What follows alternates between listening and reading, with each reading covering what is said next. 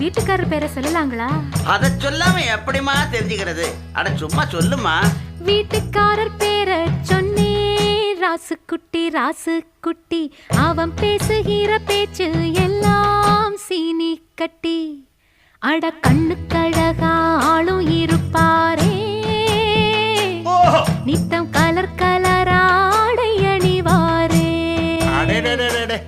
இப்போ எந்த திசையில் எங்க